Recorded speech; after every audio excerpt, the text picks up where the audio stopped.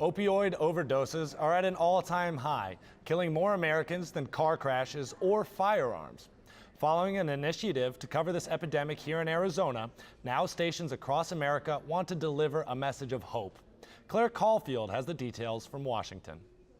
Indeed, every local radio and TV station becomes a lifeline in times of crisis.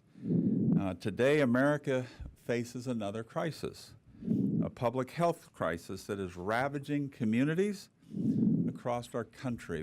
Today, the National Association of Broadcasters and the Partnership for Drug-Free Kids unveiled a series of public service announcements with resources for addiction and prevention.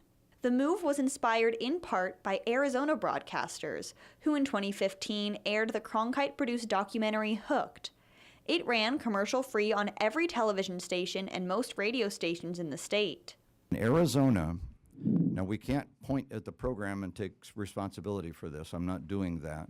But in Arizona, it's interesting to note that the overdose deaths tracked downward, and they were the only state in the United States that's done that in a one-year period in the last few years. Senator John McCain had high praise for Hooked and for the role broadcasters play in educating and engaging the public on tough issues. If we are going to cure this scourge, this epidemic that is affecting America, and particularly many of our citizens who may not only be amongst the least well-off financially, but amongst the most well-off financially. It has affected every spectrum of American society.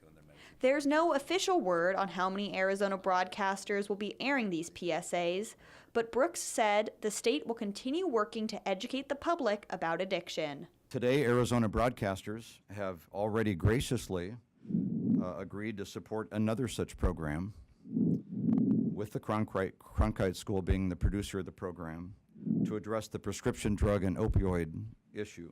In Washington, D.C., Claire Caulfield, Cronkite News.